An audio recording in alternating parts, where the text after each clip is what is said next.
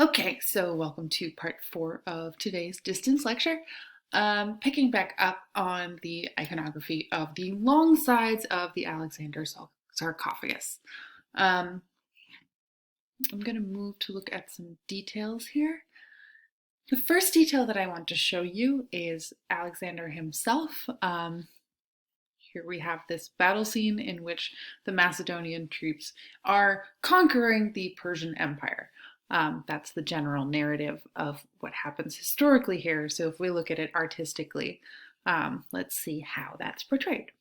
The first thing to look at is Alexander himself here. He's on horseback. He's again rearing on horseback. We've seen this a few different times as a sort of symbol of power. He's bowling over another Persian cavalryman who has fallen off of his sort of fallen over horse. We can recognize Alexander not just by his sort of prominent position as a character in this scene, but also by this special hat. I'm going to zoom in on it if I can. Right, yes. So you can see here he's wearing this lion's head, this lion's head cap. And what that does is, if you remember any other people you've seen wearing lion's heads, it associates him to Hercules, who is one of his legendary ancestors. So you can often see Alexander wearing a sort of lion skin hat to emphasize that connection and his own, of course, divinity by birth, by genealogy. Okay. All right.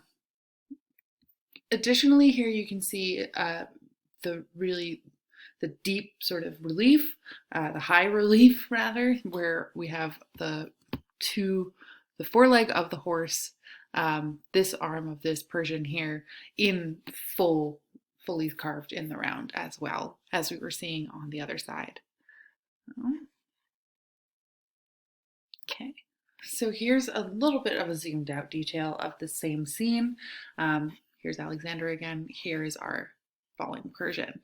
The two questions that I really want you to think about, and I want you to just take some time and look through the PowerPoint and really look at the images. The first is, how do you tell apart Alexander's Macedonian forces from Darius's Persian forces in this scene, looking through the next couple detailed slides and the previous one? And the second is, how would you describe the way that the artist relates the narrative of the battle? Sort of thinking back to the battle scenes, the narrative styles that we saw last class with the one-on-one versus the chaotic verism, later Roman combat scenes on the columns of Trajan and Marcus Aurelius. How on the Alexander sarcophagus do we see the main battle scene playing out? And I will talk about it a little bit, but I really want you to actually take the time and come prepared to class to discuss these ideas next, let's say Wednesday, when we try to find a way to talk again. So here's the opposite end, the sort of right end of the same scene. And I think it gives a really interesting contrast with the Alexander end that we were just looking at. Both in terms of its relatively more crowded composition and its sort of increased level of disorganization and movement that we see here, but also in the sort of mirroring of another equestrian sort of bringing up the rear and the side. So I want to leave you all to think about these things and sort of move on to the opposite side now, but do come to class prepared to think a little bit and to discuss how you see this working compositionally compared to the battle scenes that we looked at last week, and how starting to sort of use your othering gaze to think about how we are distinguishing between cultures in those other battle scenes that we were looking at last week as well. So if we look at the hunt scene rather than the battle scene of the long reliefs, how does this side of the sarcophagus seem to differ from the battle scene opposite? Here already you can see one major difference. And that is that we have an alliance between these two sides displayed here. So we have a Persian on foot who is cooperating to slay the lion with a Greek equestrian coming in from the right. So we have a really different dynamic than what we saw with the Persians fighting the Greeks, the Persians fighting the Greeks fighting the Greeks, the Persians beating the wild animals. Now we have the Persians and the Macedonian, Greco-Macedonian troops working together in this scene. So if you think about the sort of narrative of the lives of these people, of the patrons, it makes a lot of sense.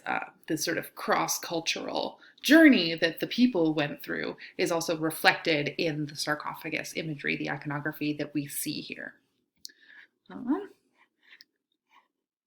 here's just another really beautiful detail of that hunt scene. Again, the right end of the composition, where we have that heroic nudity of the Greeks, the sort of lavish costuming of the Persians as a really interesting cultural contrast to one another, and they are both sort of working together to take down this stag, who is really beautifully sort of naturalistic, muscled animal with its massive rack of antlers, right? So if you think about what makes one male deer type animal superior to another within their own culture, it's that big rack of antlers that they can use as a weapon and as a sort of status symbol.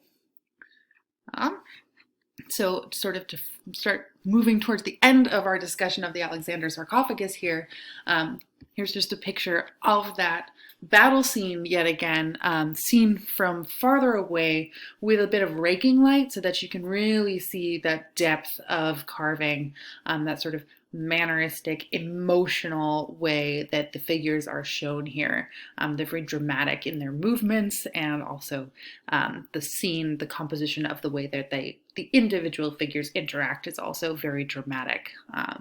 So I want to talk about that with you all. So one last thing to think about on the Alexander sarcophagus is, and you may have noticed this in some of the pictures, paint residue is really prominent on a lot of the reliefs here.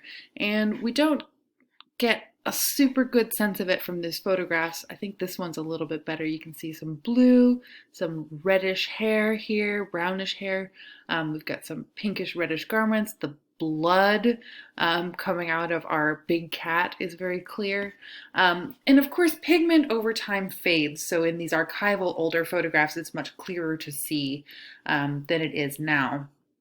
But we do have some reconstructions that have been done to sort of pick out that painted detail and think about what these scenes would have looked like when they weren't just differentiated by different depth of relief and levels of shadowing coming from the lighting sources, but also by these rich colors that were applied to the surface of the stone itself.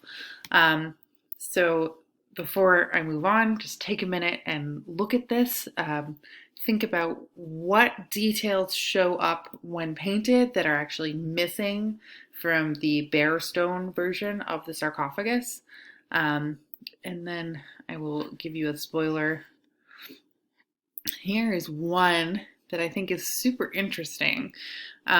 We have a Persian soldier with his own decked out outfit on, and he's holding up behind his head his own shield, and you can see that the inside of that shield is painted, but it's not painted in the Hellenistic style that the sarcophagus is actually carved and painted in itself. Rather, the painting imitates Persian iconography in the Persian idiom of art. So we have this scene that is very, very tiny, bordered by geometric decoration and rosettes like we've seen on the Apollona reliefs. We have this character coming and bending at the waist, almost as if he's about to make that hand over mouth gesture of supplication that we saw from the Apollona reliefs. And we have this seated king being attended from behind as well. So just a reminder of what these actual Achaemenid Persian iconographies looked like. Here we have these very sort of formal postured, patterned, so that they're very organized, very rich patterned decorations in their both clothing and hair.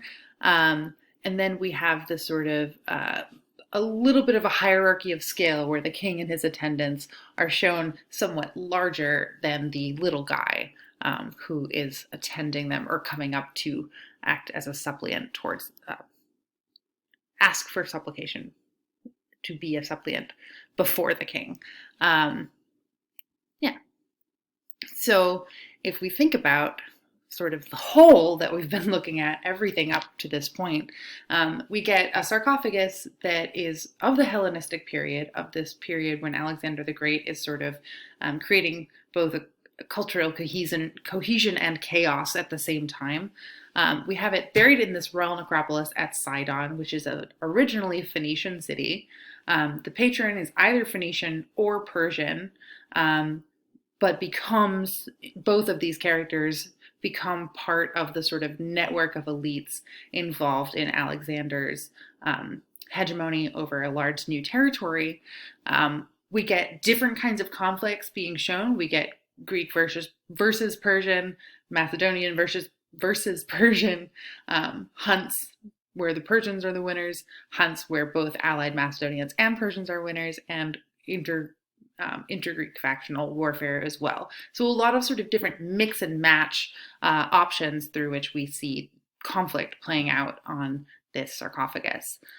We have both the sort of form of dress and armor used to distinguish between cultures, and then paint as an added highlight over the top of the sculpture, which, as you can see sort of here, is already very detailed and very rich to look at.